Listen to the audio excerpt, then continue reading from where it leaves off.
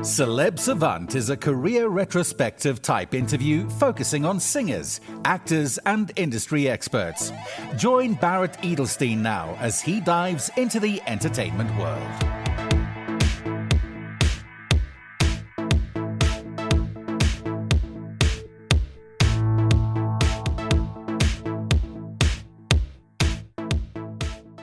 Linus O'Brien is a multi-disciplinary creative who is based in America. His love of storytelling was shaped early through a shared passion for cinema and science fiction with his father, Richard O'Brien. Before directing, he served as head of development at Network Entertainment. From music to film, his work is united by a commitment to imaginative, boundary-pushing stories that resonate deeply with audiences. Linus is the director of Strange Journey, the story of Rocky Horror, a documentary celebrating the 50th anniversary of the Rocky Horror Show and its creator Richard O'Brien. The film, produced alongside Avner Shloa, Adam Gibbs and Garrett Price of Margot Station, has been honored with 6 awards, including the Art of Storytelling Award at the Doc Edge Film Festival. It was also nominated for the Best Documentary Award at the Critics' Choice Documentary Awards. Strange Journey originally premiered at South by Southwest in 2025 and traces the origins of the Rocky Horror Show, from a London Fringe theatre production to its meteoric rise as one of the most enduring cult films of all time. With intimate access to creator Richard O'Brien and other key collaborators, the documentary explores what makes the play and film so singular. Its groundbreaking and transgressive themes, iconic performances, and unforgettable songs that reshaped popular culture. Up next on Celeb Savant, discussing his journey in the creative world and the story behind Strange Journey, the story of Rocky Horror, is Linus O'Brien. Where in the world are you and how are you doing? I'm in Los Angeles. I'm doing pretty well overall. Focusing specifically on your journey at first, so let's rewind. At what age, whether as a child or teenager, did you think, okay, I want to be in this creative world, and how did that journey progress?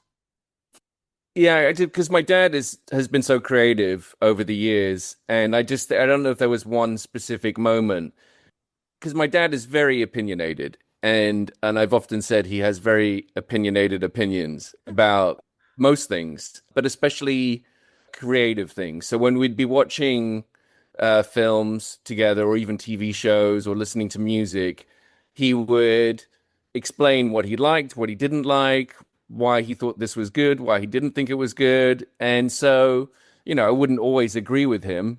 We certainly have different tastes when it comes to music and some shared tastes, but he can't help but describe music and TV shows and actors that he liked or didn't like because he just felt compelled to.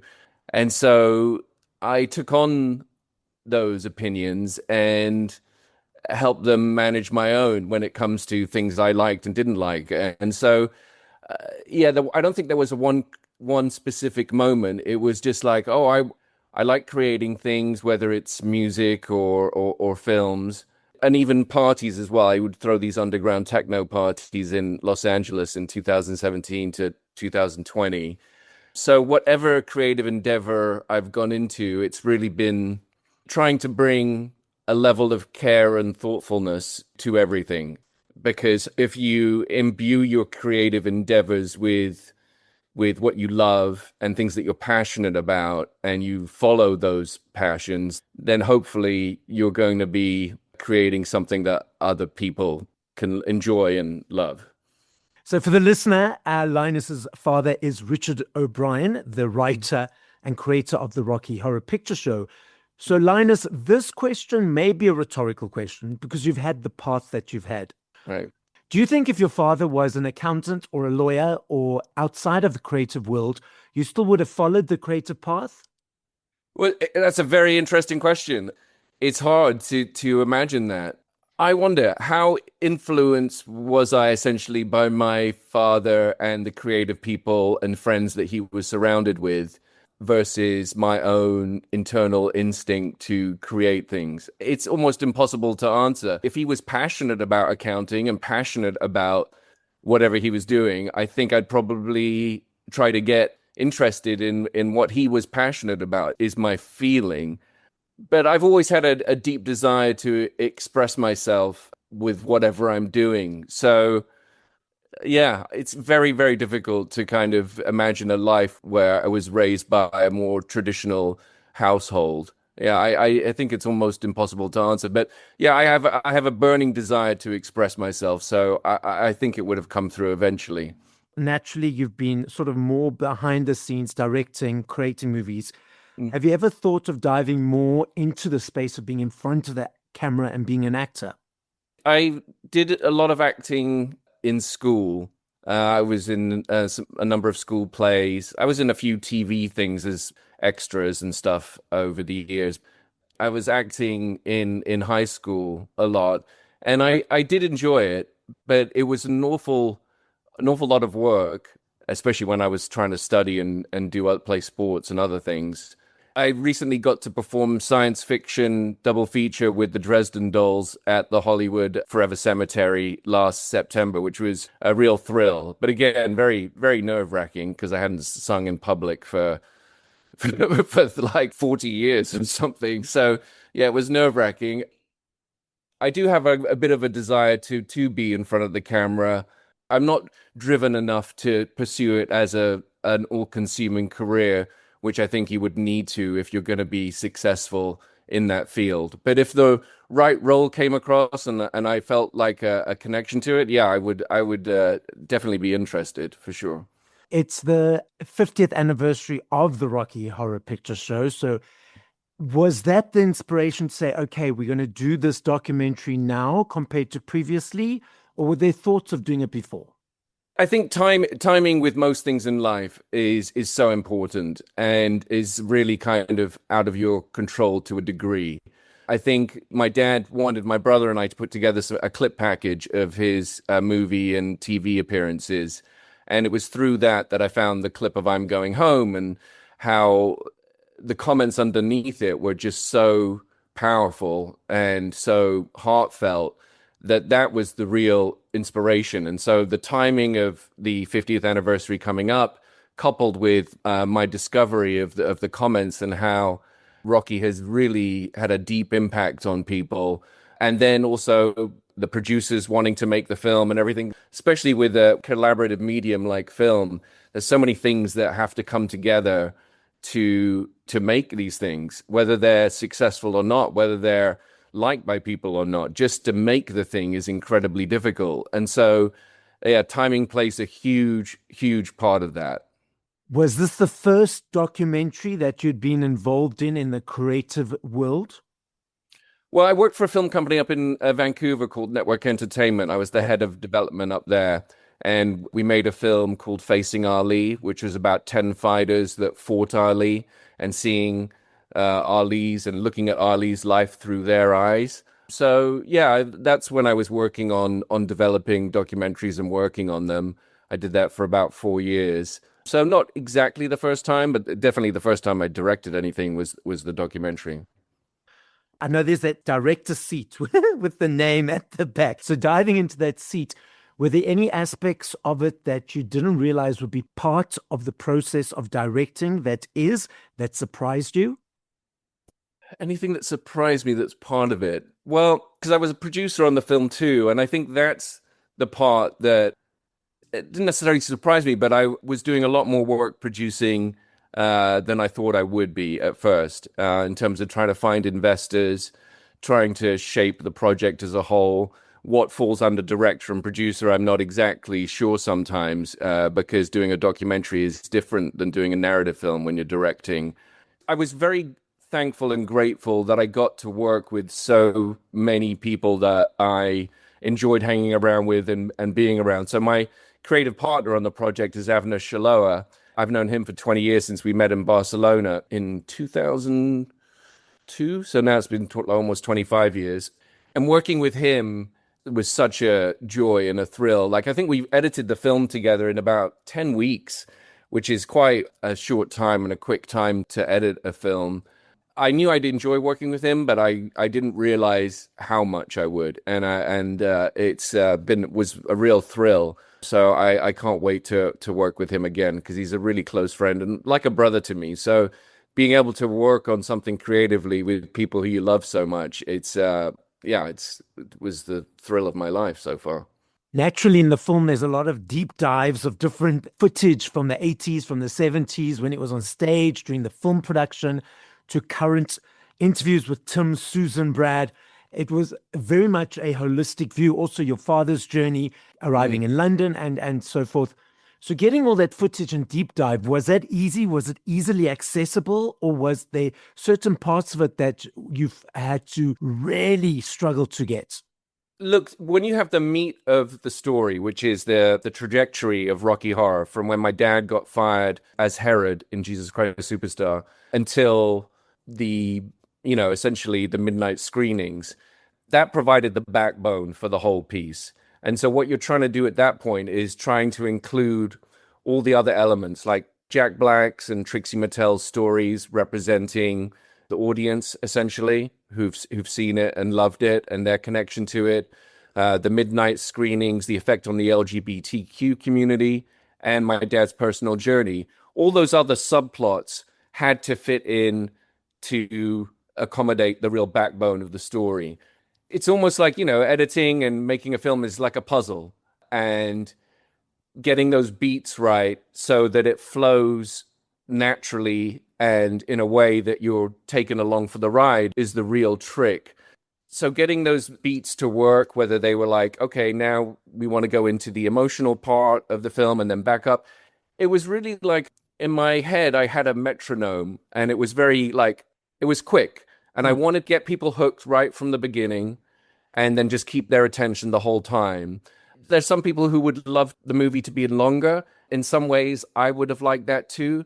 But what you're trying to do is service the whole movie as a whole. So you don't want to repeat yourself. You don't need two talking heads saying the same thing. You just need the best version of that.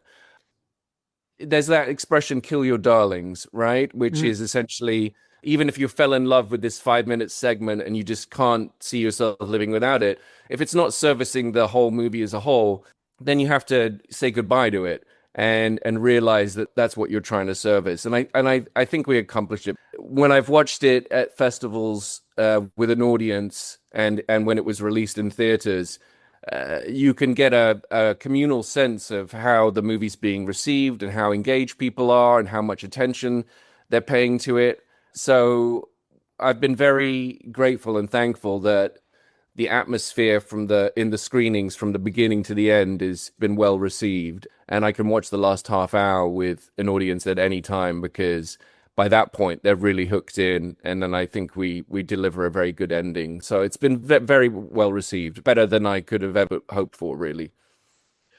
Is this the first time you're collaborating with a family member or your father in a sense of having the role of professional and being like the son or the family member? How did you separate those two labels in order to achieve the goal? I think there was one moment when we were filming the interviews.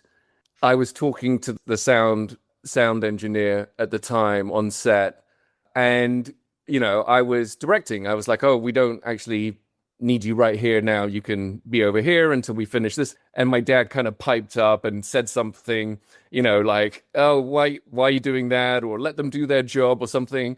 And I was very diplomatic about it. I was like, just, quiet, because I'm like, in my head, I'm like, well, this is my job. This is what I'm trying to do here. But, it's fine. He's allowed to pipe up and I just let it slide. So I think that was there was only one moment where I was like, well, listen, I am trying to direct this film. So this is part of my job. But other than that, it was very smooth sailing.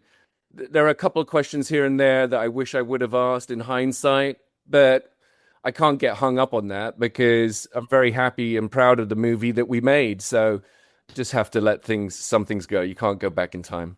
For anyone who has as yet to see it, what is the documentary about? I think the most important thing it's about, and I think this is what actually Rocky is about, is community and connection. After all the songs, after all the flamboyance, after all the fun, I think the lasting legacy of Rocky is community and connection. And so I really wanted to highlight that and show people that Rocky is so much more than what it seems like on the surface, and to really like bring that point home. So I think that's what the documentary is about, is really just showing how important on a deep level Rocky is outside of all the fun and frivolity and the great music. And it is important. I mean, even in the 70s, when it was released and written and seen, a lot of those characters, labels, and stories were not told. They were quite controversial and in your face. And I think it's amazing that a lot of people have opened up. But then you see, for example, Rocky is now in Johannesburg having a run.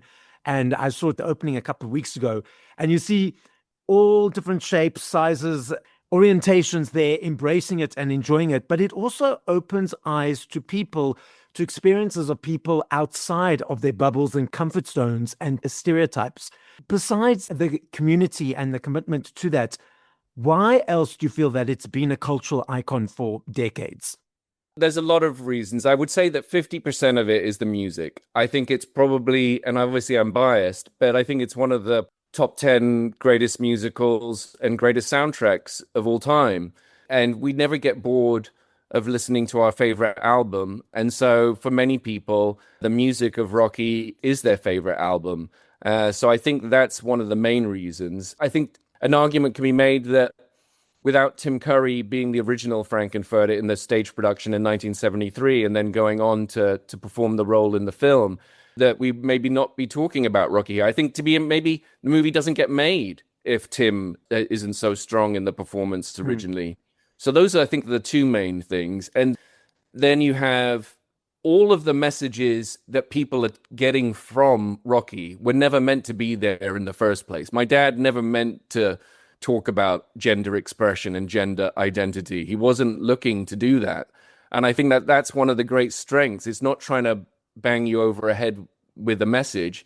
It's really just to entertain and have fun.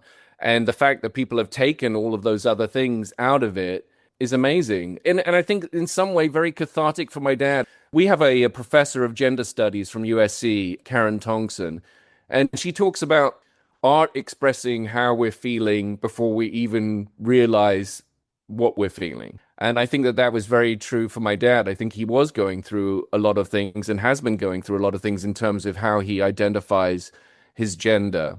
He now says that he feels 70% male and 30% female. And it took him 30 years to say that out loud, which is quite ironic because, you know, he gave people the right and the feeling to feel free way before he did.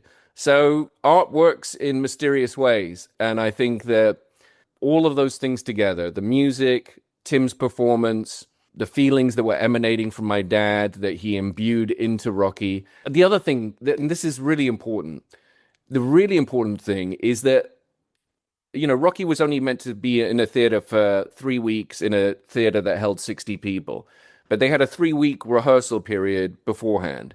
And they were having so much fun in that rehearsal period that much like, you know, ripples on a pond when you throw a stone into it, the reverberations of that fun has now, I feel, translated directly to the shadow cast that perform in front of the screen at the Rocky Horror Picture Show. The reason that they're having so much fun is because the original cast had so much fun when they were making it. Yeah, it's many different things that go into the long-lasting legacy that Rocky is now experiencing, you know, 53 years later. I saw in the documentary that David Bowie and Mick Jagger wanted to portray Rocky, and then your father said, no, we're going with Tim. So did they actually approach him and say, we want to do it? Or is it just sort of talk in the background? Well, I think it was one specific meeting. Yeah, my dad went for a meeting with Mick Jagger's representation and said they wanted to buy the film rights. And it was Jim Sharman who said, no, don't do that because we won't be able to make it. And so I think it was just a very quick conversation. Yeah, who knows how it would have turned out, you know, with their involvement. Yeah, you really wonder. Choose your own adventure in terms of kind of imagining it, you know, a multiverse kind of scenario with that kind of stuff. I think it could have been very interesting, but I don't know if it would have lasted this long, but yeah, you just never know. I remember from the documentary, it was successful in the UK. They did the film, which was not successful. Then they had success in LA, but when they went to New York, it was not successful because New York people were snobs against LA, all that kind of stuff. It's fascinating how you mentioned about the ripple effect with the pond and the stone, because if you put positivity, intention, and passion into something and have fun and have light, even when there's down in the sense that not being successful, it will have a domino effect down the line that has culminated into 53 years of success, adoration, reiterations, stage productions, midnight screenings, and. So for anyone who's out there who's going through any challenge at the moment of perceived failure of something that they think is not working for them, what advice would you give them? With any creative project, you have to make it for yourself. You cannot make it for other people. I think there's nothing wrong with trying to make something for other people, and there's been great things that have been made when they've been made for other people. But if you put your heart and your soul and your authentic self into your creative pursuits, then it's going to be a success, right? You are unable to control how your work is perceived and enjoyed after you've made it. The joy is in the making. So whether that's by yourself painting a painting or working on a collaborative project like a film or a TV show or stage production, it's out of your hands once you've made it. There's nothing you can do about it. So when you have reviews and opinions of other people about your work, you treat them just the same. You treat the good ones with the same amount of reverence that you treat the bad ones. Hopefully there are more good ones, but if you enjoyed making it, then you've won already. There's that lovely sentence at the end of Adaptation by Charlie Kaufman, who wrote it in Spike Jonze, the Nicolas Cage movie, where I think one of the characters, Nicolas Cage says it to his brother. He says, "You are what you love, not what loves you." And so I think it's such a beautiful expression because that's so true. Like, it doesn't matter what anyone else thinks of you or what anyone else thinks of a movie that you love. If you love it, then that's all that matters. And Ethan Hawke said it again the other day. He said something like, if you're the one in love, you've won, right? If you get to feel that joy and that happiness that something is bringing you, then you're the winner in it, even if it's not reciprocated. Where's the documentary available at the moment for people to tap into it and see? In the United States, it's on Amazon, Apple, and Fandango for streaming. And then internationally, it's a bit of a mishmash. I think in Australia, it's on SBS there. I think so. Really, you have to just kind of check your countries and have a look to see if it's been released or is available. I know it's on Amazon, on Blu-ray. Yeah, it's available. You have to be do a little bit of detective work depending on which country you live in. So Linus, the podcast is listened to throughout the world. As a final message to the audience, what would you like to say? When I answered your last question, I think that's probably what I wanted to say. We're all looking for community and connection in our personal lives and as a greater whole. So wherever you can find it, and as long as it's not negatively impacting your life, go find it. Even though I'm an atheist, I don't have a problem with religion if you're getting community and connection from it. So wherever you can find it and it's bringing joy into your life, go find it, because we get one life to live. And so, make it count. Thank you for listening to this episode of Celeb Savant. Please follow Barrett on TikTok, Instagram, YouTube, and Facebook at Celeb Savant. That's CelebSavant.